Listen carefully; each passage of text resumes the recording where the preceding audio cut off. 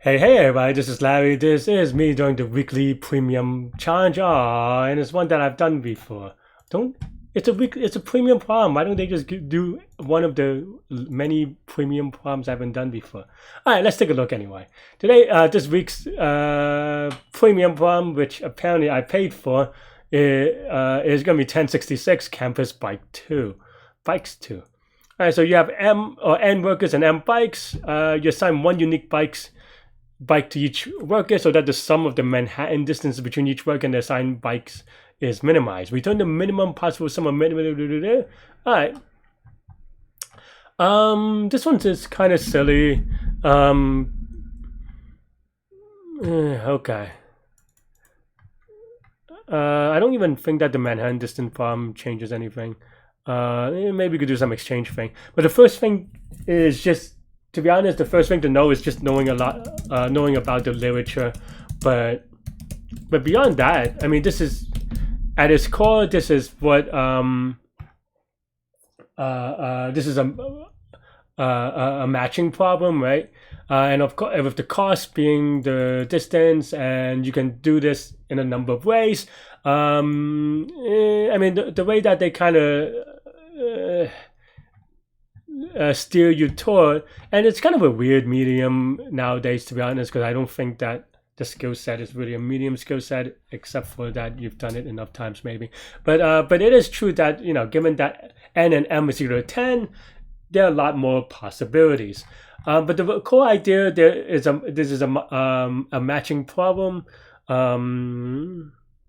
Just want to double check. Okay, N is less than M, right? You could kind of think about this as a maximum. It's not a maximum bipartite problem, but it's a but basically a matching problem that you solve by, say, the Hungarian algorithm, right? There's all, but you can also solve this with max flow.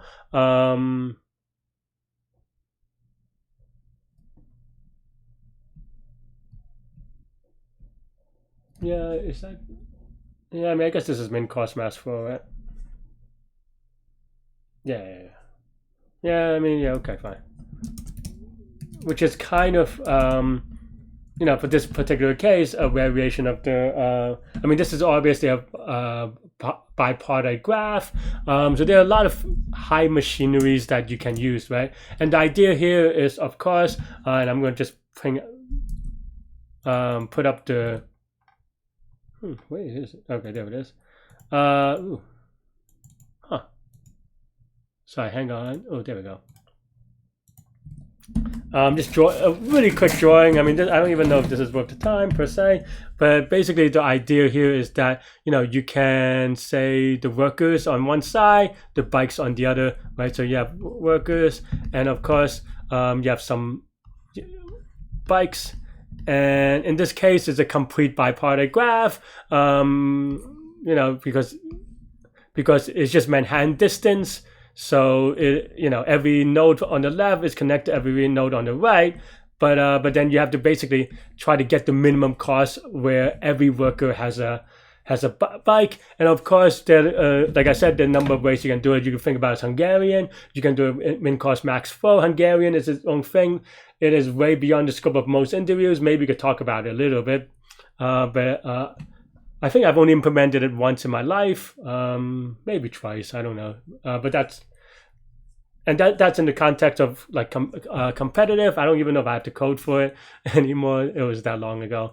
Min cost max flow is another thing you kind of set up in the same thing, except for now each edge has a capacity of 1, but with a cost of, well, the Manhattan distance cost, and you, of course, in a typical max flow fashion, you would set it up as with a source node and a sink node, right?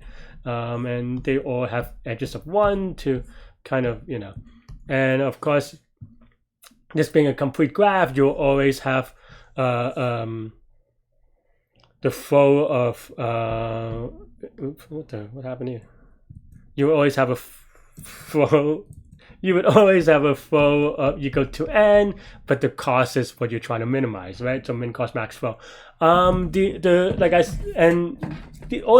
of these has actually maybe I wouldn't say well established, because min cost max flow definitely has a number of different solutions, of course, thanks to the Ford Ferguson method. I'll put it up. But I mean, like I said, not all of these things are kind of, these are pretty advanced stuff.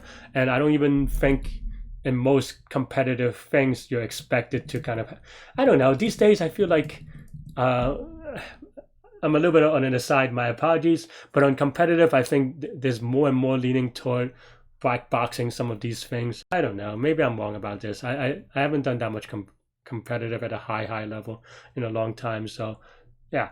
But that said, like I said, there's a lot of different min cost max flow algorithms. There's like, actually, I'm not going to go over that much, but there are a couple of like re-cubed ones.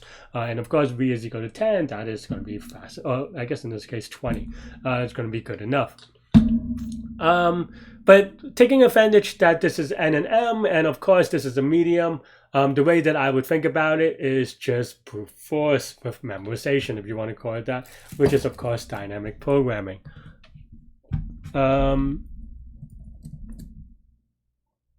Yeah. And there are a couple of ways you can think about it. The most naive way that you can think about brute forcing is just, well, for each bike, each worker, assign it a bike and then try the next one, right? So in this case, maybe you have a function. Spoiler alert, I know this is not optimal. but this is just for me, going through the journey of process, and hopefully this is, just useful. But basically you have, maybe workers used and bikes used, right? And of course, workers used could be like a Boolean array of size n, and bikes used could be a Boolean array of size n, or m, sorry. And this is basically just like, you could have for loops, right? Maybe for I in range of n, if we haven't used this workers yet. We assign it to a bike that we also haven't used yet, right? And then now we assign them,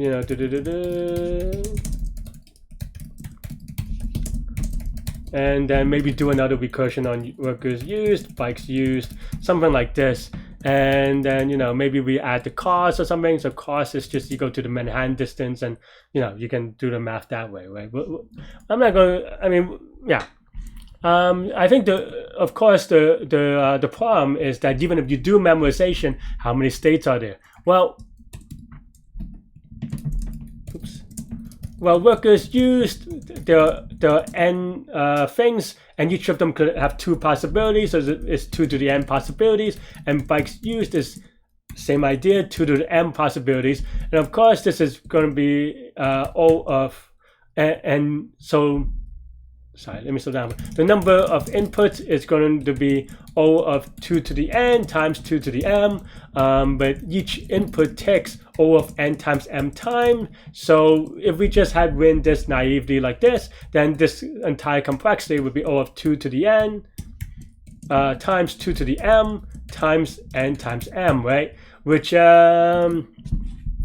even given 10, that is too much, because this is 2 to the 20, which is like 1,000,000, times 100, which is 100 million, and that's going to be too slow. So we need an optimization. Let's just write Manhattan distance. I mean, this is a fake function, but I'm just doing a thing, right? And then like cost or something like this, and then you could like return best or something, right? Like we said, this is more like pseudocode, and also, yeah. So basically, we need one optimization. And then the idea is that we can give ordering to one of these things, because basically, let's say you have, let's say your brute force tree. Let's say you attempt to assign worker 1 to bike 5, you assign worker 3 to bike 4, you assign worker 2 to bike 10, right? I don't know, right? In this case, the idea here is that, well, there are a lot of things to search, but you can simplify them by kind of have a normalized weight in one of the dimensions. And in this case, what I mean is that, let's just say we sort by, the workers used, and that would already give you a dimension to work on. Meaning that here, we only have to care about the workers one at a time, and given a structure and ordering of the workers that we are assigning. And so then now you can still say, maybe workers index. And the way that you can think about this, even though I used the word index, there are a couple of ways to visualize. One is that, this is the suffix of the workers array that we care about.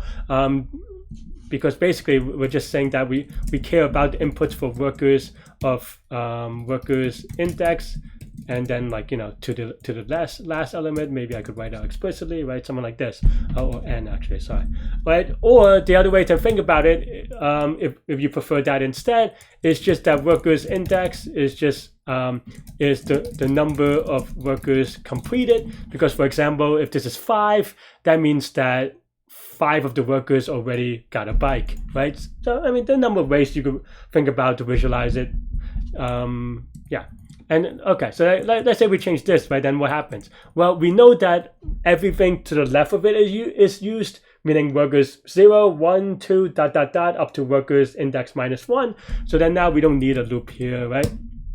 And also we don't need to check because we know that we haven't done any of the stuff going above. So then now you kind of optimize that one dimension, and now let's do the math again. So workers index, what is the number of states? Well, there's only n states, right?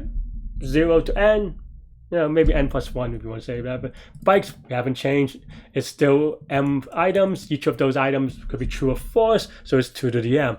So the number of inputs already decreased to n times 2 to the m, and each input now takes all of m times, which is much nicer, right? So then now the complexity is going to be n times 2 to the m times m, right? Much better. 2 to the m is only about 1,000. I know 1024 if you prefer that. Times 100, that's less than 1 million. Much faster. And so this is basically what we're going to do, right? And we don't need this obviously. And now we go workers index +1, and now we can actually finish this out. Best is equal to infinity, say, right? And then we return go workers index bikes used. Oops.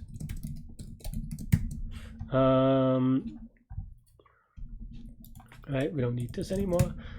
Don't need you anymore, right? So then now best is equal to min, best of this, and then we return best. And of course we can, if workers index is equal to n, that means we've done everything. So then we could return 0. We don't care about the remaining bikes that are not used or anything, so we don't care about it. And of course we have to throw out the Manhattan distance function, right? So Manhattan distance of I and j. Basically you have worker x, worker y is equal to workers I. You have bike x, bike y is equal to bikes j, right? And then of course the Manhattan distance is just delta x plus delta y. Technically you want it the other way, but mathematically, but obviously with absolute y it doesn't matter. Yeah, but yeah, by convention. But yeah, okay. So this is mostly good. Is it good? But it may not be, but it's mostly good. I forgot what language am I in? And whoops. Why did I write it like this? But yeah. This is workers index. I didn't convert it quite cleanly enough, clearly. But yeah, I think this is actually a little bit wrong, but it's probably fine. Because I don't reset this, but that's what I meant. Oops. But it just got lucky on input. But the thing, of course, is that we didn't do the memorization, right? So this, yeah, so we don't memorize, and this branches m times every time. This is still usually exponential and still can take forever. So let's memorize. There are a number of ways you can do the memorize, and this is where people talk about Bitmask. Dynamic programming, and it sounds hard. It is intimidatingly, because you have to learn like weird things as you're learning other things. Dynamic programming is hard as it is, so learning more things is kind of tricky. There are a couple of ways you can think about it. The way that I would think about it is okay, right? So how do I want to come around it? So I'm going to for those of you who know what you're doing, you know, well, you already know what you're doing. I don't know why you're watching this other than to support. If that's the case, I appreciate you. Thank you. Leave a comment, I guess. But yeah, I'm gonna do this in a weird way just for teaching purposes. I'm still experimenting on how to teach Bitmask dynamic or just Bitmask in general. But this is basically how Bitmasks work.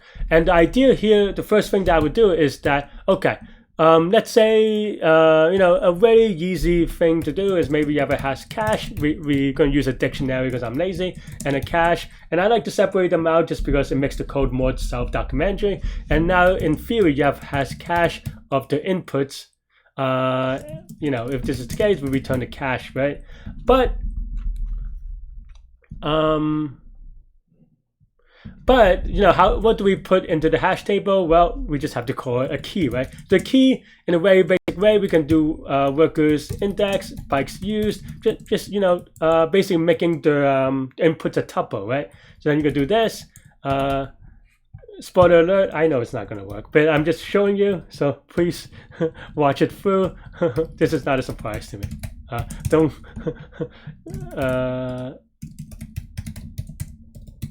I think technically, actually, this should be if maybe actually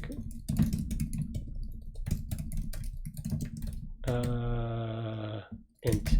Oh no, boolean. Sorry. Yeah. Right. And of course, this doesn't work because you can't hash a list. So what do?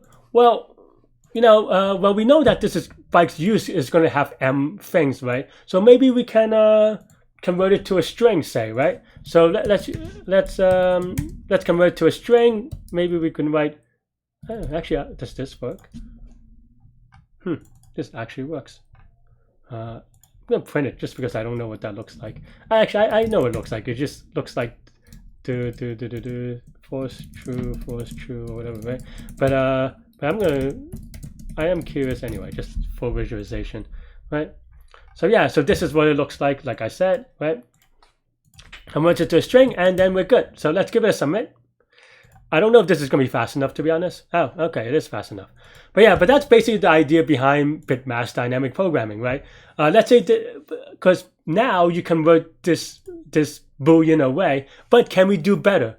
As we said, as you looked at it, this looks like this, right? This looks like this, which is, I guess, fine. But you can kind of, this is a string, right? So so you have two Boolean value represented by a string that is, what is that? Like 15 characters or whatever, right? I didn't really count. So this is 15 characters for each one. Can we make it shorter? The answer is yes, right? So you can, let's just say we have a two key, right, of a list of array, right? So let's just say we have or just for an array. And then now we can even make a very simple version of this, right? So then now we can so maybe result is equal to this. And I'm writing this more explicitly for the noobs, which is fine.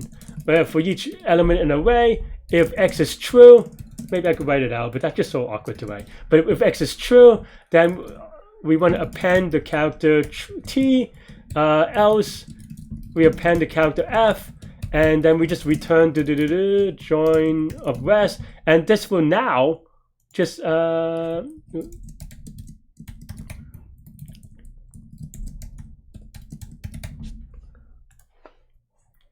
so then now you reduce the 15 characters to now 2 characters, right? This is literally like a 6-7 fold space improvement, right? And why do I say it's because you go from 15 characters to 2 characters or whatever, and you have like 5-6 characters per original character. So you're making it 5-6 space. Like if you think about the space needed to store it in a dictionary, the key is part of the space required, and if you have a string, the shorter the string, the more the less that you need to store things by, right? So okay, you go, okay, that's already pretty good, right? Can we do better? And that's really the question, right? Can we do better? And can you do better part is, well, yeah, instead of T and F, we can maybe, well, I don't, this is a parallel, this is a sideway move, this is not a strictly better move, but let's come with T to 1, F to 0, and you have the same idea, right? And then, oh, there you go. And then the next thing you may do, you may consider it, is going, oh, wait, why do we need it to be, yeah.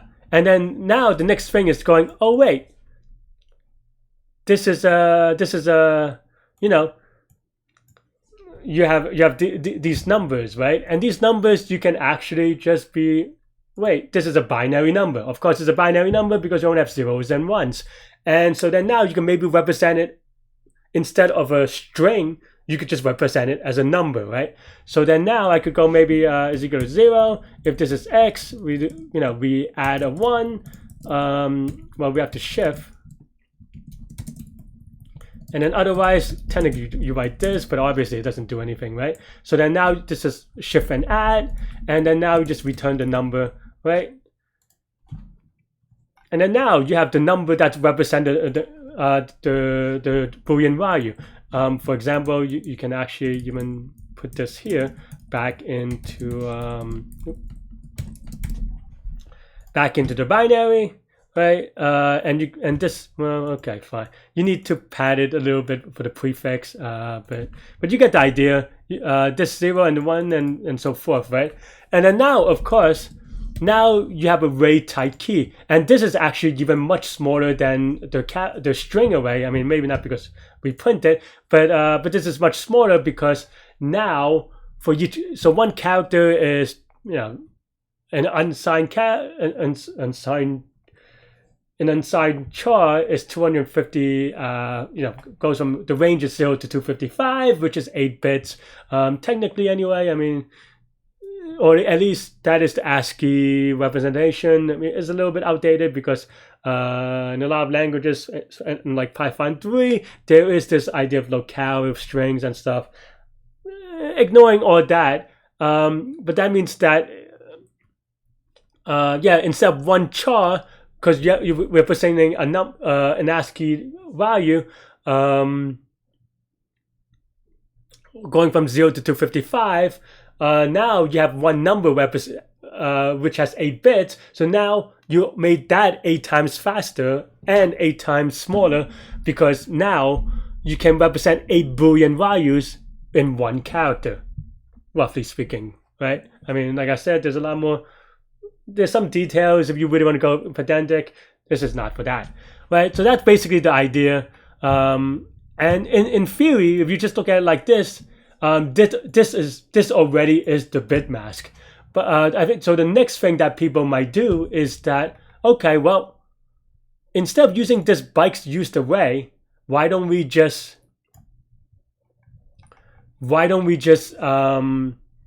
use a number directly, right? Because now we have to convert it to a number, it takes an array, whatever. Why don't we just use a number, especially since the constraint is such that it is less than or equal to 10. So we can use one int, because it only goes up to 2 to the 10, as we kind of went over, right? So that's basically the core about it, is that instead of using this conversion every time, maybe you could just do this from the beginning. So then now what would that look like? So now you start with the number 0,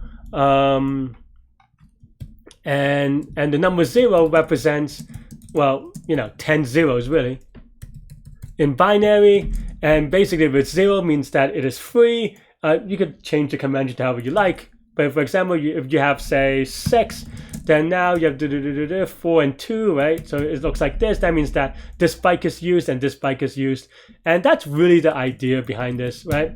Oops. And now you don't, because bytes used is already a number, you don't need to do this. But then now this is the part that I think people kind of look at and is very scary, intimidating. But now we have to convert the rest of this, which is, for example, here. For example, you have this thing. So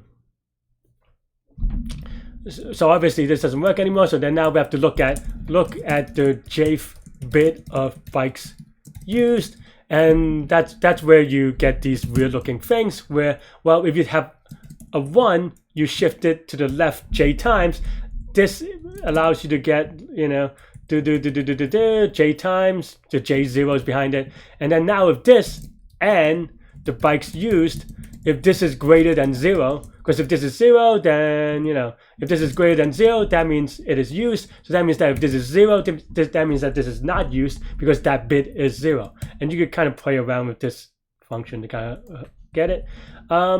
If this is the case, then now you could say bytes used, we OR it with 1 to the j. The cost stays the same, I think. And then now we do recursion, and then now we flip this back to 0, right? That's basically the idea. And of course, you know, this one is a little bit harder to reason, but if you draw it out, I'm sure, you know, you can trust it. But however, another way to write this, of course, is that instead of writing this, you can write, you could write it, you know, with a new variable instead. So like new bytes used is equal to bytes used, or 1 to the j, which is of course exactly the same as this, except when we use a new variable. And we use a new variable, we don't have to care about unsetting it. And that's basically it. And that's pretty much it. And this is, oh, maybe I didn't go over this that much, but that is basically what we converted, right? And yeah,